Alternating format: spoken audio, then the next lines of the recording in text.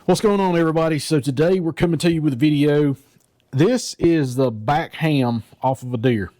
What I'm going to do today is just shoot a down and dirty video on simple breakdown of this, the process that I use. There's multiple different ways to do this, but for me, this seems to be the easiest and the simplest way that I've learned to do it. So what we're going to do is we're going to start out with the back ham. It's off the deer. You can see the ball socket here. Down here is our shank. We've cut the lower leg off. This was separated from the H-bone and then hung. I usually let my deer hang about 5 days in the refrigerator, and then I'll bring them in and I'll process them out like this. In order to get started with this, what we're going to do is we're going to turn the deer over. And once we get it turned over, we're going to take a look at it, and you're going to be able to see these lines in it that are muscle groups, and you'll see this line coming up through here. Now, what I do, and this makes it the easiest for me, because there's a gland in here that we don't want to get into, and this makes it simple to get to it, get it out, and then you can just process on through. With the shank side away from me, what I'm going to do is take my knife, and I'm simply going to run just the tip of it right along this muscle. And as I run it down, it's going to cut that membrane right there. Now, you may have to score it a little bit more each time in order to get all the way through that little fat piece. But once you start to get into it, you can actually work your finger down in there, and you'll see it start to separate. Just like that. Now, if you can see down in there, I've opened up between these two muscles. All I'm going to do is continue to just take the tip of my knife and open this up with my thumb spreading it apart. And all I'm cutting is just the membrane. I don't want to cut the muscle group. I want to keep my muscle group intact. And just by simply taking this loose, as I go up through here, we're going to separate this out. Now, don't ask me the technical names for each one of these muscle groups, because so many people are going to tell you so many different things. I'm not even going to get into that. I'm just simply going to show you how I go about separating these out. Now, muscle group here, there's a muscle group here. What we're going to do is we're just going to work our finger in there, and then what you'll see is it'll actually come out the back side right there. And that's because this muscle group wants to separate. I'm just going to go in here, start cutting it loose, keep working my fingers in there to separate that membrane loose. Same thing through here. And a lot of times once you get this started, you can just about go through and separate it with your fingers. You may get a tight spot that's got a little thicker membrane to it that you have to cut loose, and that's fine. You're going to run into that. Just making a small incision there to separate this group. And normally for me, what I'll do is I just cut straight through this. Just like that. Now that leaves this top flap. I usually throw that in my grind. That goes in with my grind meat once I trim up some of the fat on it. But what we're going to do now is we're going to continue to work this muscle loose from the rest of the group. As we do that, you're going to notice there's this fat pocket in here. It runs all the way down, and there is a gland inside of there that you do not want to cut loose.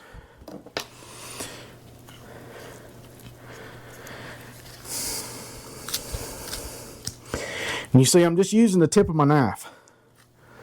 Just the tip of it to separate these out. Now, once it gets down here closer to the shank, it starts to get a little tight. You'll have to kind of tilt, angle, pull, and then just keep working it. And you'll be able to see that muscle separation. If you start seeing raw meat like this right here, you've cut into the muscle group itself. What we're trying to do is we're trying to avoid doing that.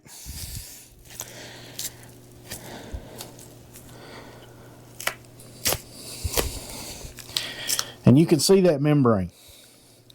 We just keep taking it loose, nice and easy. See, I got into the muscle a little bit right there, but I know that gland is right in this pocket, and I don't want to get close to it. I want to be able to cut it out with good margin.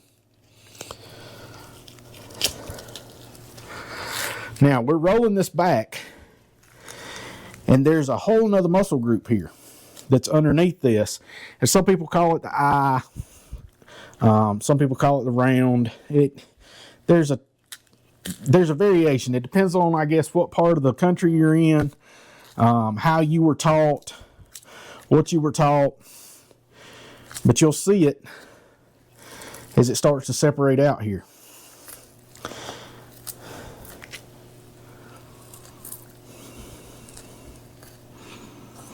Now, I'm just going to work down.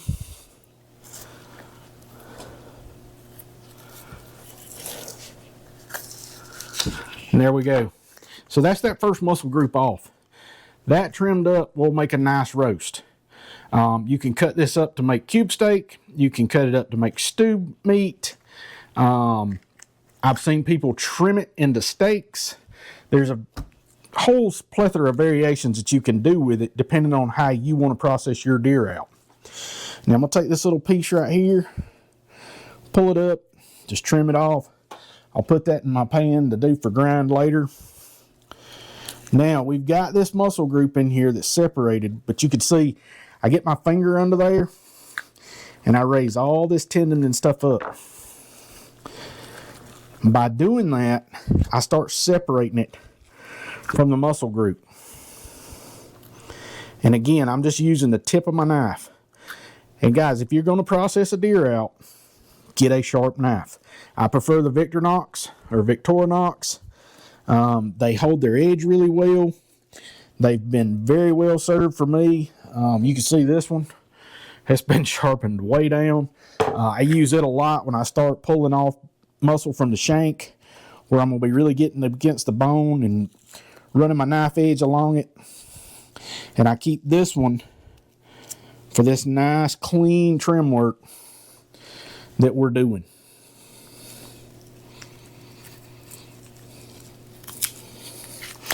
Now you can see we've cut that out.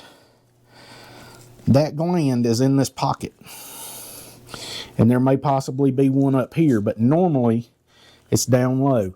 But you want to get all this out. Every bit of this fat pocket stuff here we want out, because this is what gives your meat that bad taste. Now that's just going to go in our trash pile for later. We'll scrap that out and get rid of it. But now I'm going to keep working. And again, I'm getting a little bit of meat on this just to make sure I get a nice clean margin.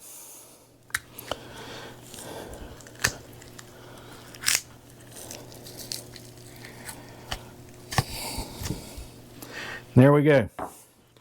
Now I'm not going to cut this open, but if you'll look. Alright, sorry about that, guys. We had a little camera glitch there. But that gland is in here. You don't want to cut that open.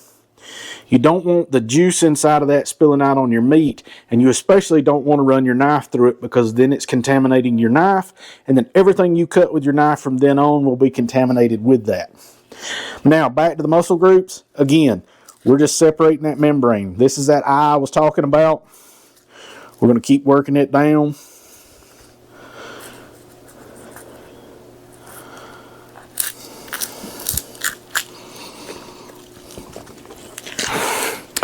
Try not to get my head over in here so you can still see. But basically, like I said, all we're doing is we're trimming that membrane back.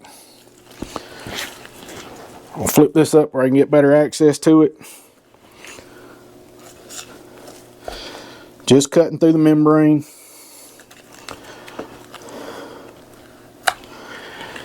And there's your eye, as people call it. Got a little hair on there. We want to take that off. Now, this piece right here, you can cut it into chunks. You can make cube steak. You can leave it whole like it is, cook it whole. It's not really big enough for a roast, maybe for one person. You can also cut this up and make into stew meat. It's really your choice on how you want to process it out. I'm just showing you the basic muscle groups and how I get them apart. And you can see now, we've opened this up all the way down to this shank muscle. And we've got a whole nother muscle group over here. and then this one over here that some people call the top round. Now the bone is going to be right under here. So what we want to do is just simply pull our knife right along the edge of the bone right there in that muscle seam. And by doing that, we start separating it from the bone.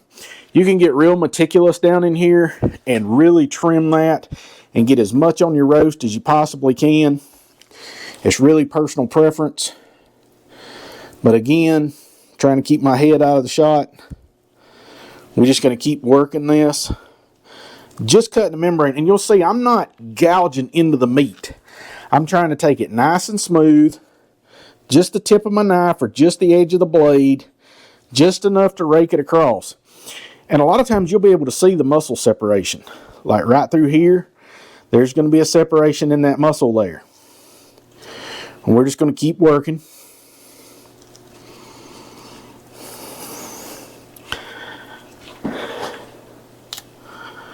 And at this point, if you get a little off, it is what it is. I mean, you know, we're not doing this professionally. We're doing this at home. This is for our family.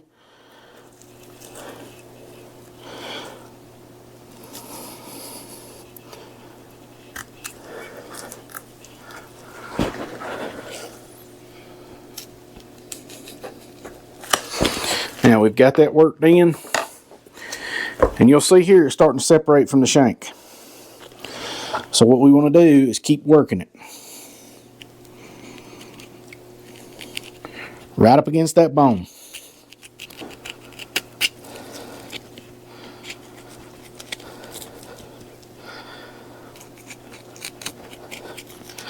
Now, I know I said before I would use the other knife when I'm up against the bone, but I'm not scraping the bone itself. Basically, all I'm doing is taking the tip of the knife and working it along the edge here, just to fillet that meat off of that bone.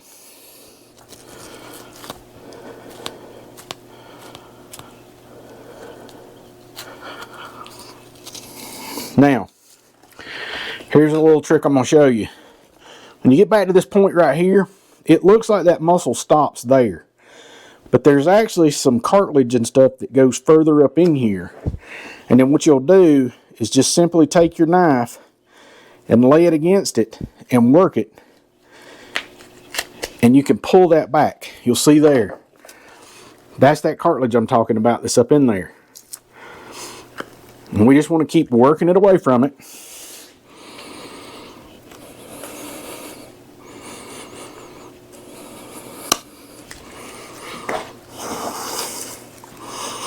You can see the muscle groups separating here. You can almost just about peel that apart with your fingers. I'm going to take that blood vessel right there out, put it in our trash,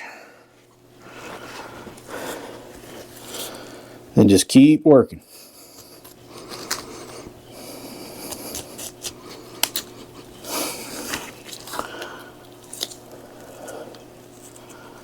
Just working around that cartilage.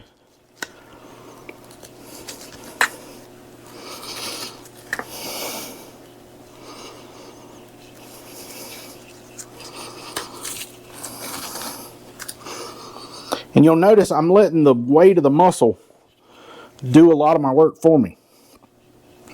I'm cutting into this, going down toward that shank muscle, peeling it away from the bone.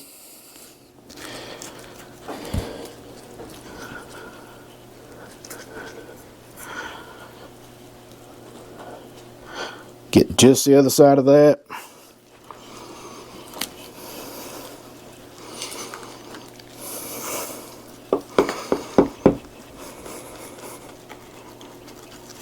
And there it is.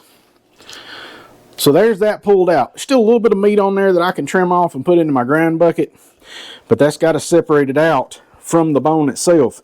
Now you've got two basic muscle groups here. Normally what I'll do is just simply cut that right down the middle. Now that I've got it off. We've got a nice slab roast here. This can be cut up as well into cube steak, stew meat, slice it into steaks, clean it up, put it into a roast. We've got this little bloodshot area right here. When I start cleaning this up, I'm going to take this out. This is going to go in my trash. I won't leave anything that's bloodshot like that in there because of the tainted taste of the meat. I don't like the way it tastes. Prefer not to have it. So I take those out. Some people throw it in their grind. Some people don't. It's personal preference. Now we get over into this last muscle group right here. You're going to see me work my thumb in there.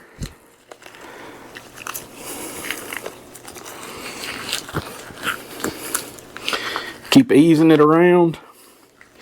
And guys, if we were doing this on production, we'd be cutting all this stuff with our knife. We'd just be slicing away and going. There wouldn't be any meticulous time taken. You know, when you got 150 deer hanging in the cooler, it's all got to go out by the end of the week. You just got to get the work done. But we're doing this for us at home, which is what I'm doing this video for, is to help you guys out that want to process your own deer at home. And I'm showing you how to get the cleanest cuts that I think works the easiest. And I can't emphasize that enough. This is my process on how I do my deer. There's a multitude of different ways. You can do it. You can watch. The Bearded Butcher has great videos on this stuff. They're super fast. They're super quick. And I've learned a lot from them over the years. But for me, this just separates it out about the simplest that I can make it. Now, we've got a nice roast here. Still needs to be trimmed up. We need to get some of this membrane and fat off of it, blood vessel out of it. But there's our nice cleaned up roast. It just needs to be trimmed. We've got this. This has got, I can't remember what they call it. I know some people call it a tri-tip. It's really not much of a roast up here. But again, that's where that sharp knife comes in to be able to let you separate that stuff. We've got this top band that came off of our roast there. We'll just keep working it. And you'll see me pull it and then pick up my knife. Pull it and pick up my knife.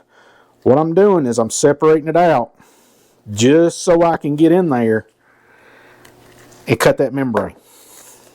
Because a lot of times it'll just pull apart. Now, most of this right here will get trimmed up. This will go for a grind. A little bit more hair there. It's not uncommon. I skin them myself. I gut them myself. I do it all. This right here, this will go in trash. I'll take all this bloodshot right here out. That goes in my trash pile. I won't use it. But there it is. That is breaking down the upper side of the back ham. Now, we've got this meat cut loose, broke down, ready to go there to be cleaned up. We've got our shank. Some people will separate the bone here and leave this whole, cook it in a crock pot. We don't like it that way. We prefer to take it off. So I'll come right in here, cut this tendon loose. Again, we'll just pull our knife along the muscle group there just to separate it. I'm not going to be real meticulous with this because most of this meat right here will go in grind. It has some sinew runs in it that makes it a little tougher. Once you grind it, makes it a little more palatable. But again, we're just separating. That's all we're doing, is separating our muscle groups.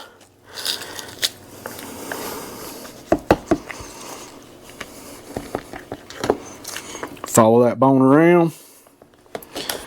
Cut the tendon loose. There's one of our shank muscles. And then these right here are actually wrapped around the bone themselves. You can start over on this side. There is a pin bone that sticks down inside of this. You'll have to trim around it as you go. Otherwise, it ends up in your grinder and you'll know it because it'll basically just be in there trying to grind and it won't grind through. The grinder will not grind it.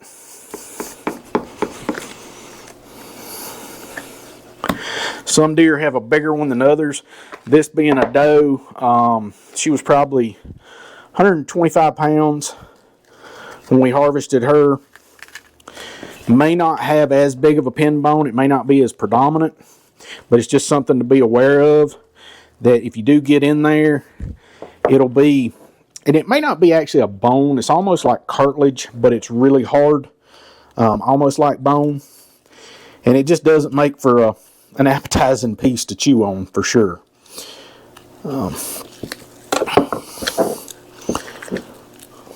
Trying to see if it's down in here. It's not much of one. It's just this little piece sticking right here that we're going to go around.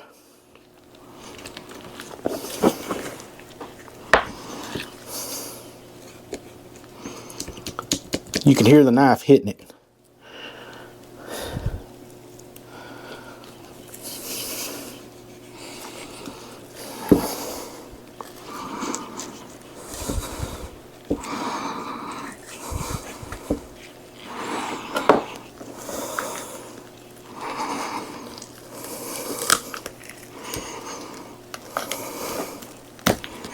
Now we got it pulled loose.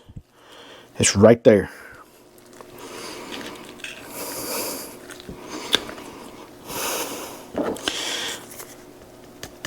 That's it. That's that little piece. You can cut through that with your knife. If you force it through, you can cut it and it will end up in your shank meat, and then you'll end up grinding it, and it'll be like getting a chewy piece of bone in your grind.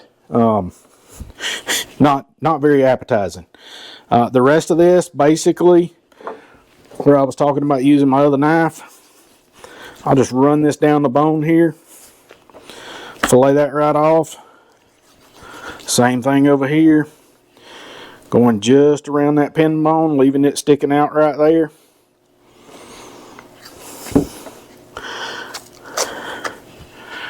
More grind meat there. And then what I'll do with this bone here is basically just run through. I'll trim up the pieces that I can salvage off from here to go into my grind meat. We'll use every bit of this that we possibly can, because again, we're doing this at home. If this was production, this right here would probably get chunked. They wouldn't take the time to pull some of these smaller pieces and stuff off, but we want to maximize the yield of our deer as much as possible. So here is basically what we pulled off the lower shank. We've got our eye, our roasts, our round, the tri-tip. I can't remember what this one's called, and I'm just being honest. This is mostly going to be just trim meat. And then we've got another roast here. Like I said, we'll take this bloodshot out. Guys, listen, this is down and dirty. The way I do it, this is how I get my meat off my bones. I hope this video helps you out. If you're wanting to process your own deer and this video helps you out, definitely give us a thumbs up. If you have comments or questions, drop them down below. I'm always open to suggestions on easier ways to do this. It's just over the years I've found that this seems to be the easiest for me. Listen, I appreciate y'all tuning in. Stick with us. Be sure to hit that subscribe button. We'll be coming to you with more videos, and we'll see you in the next one.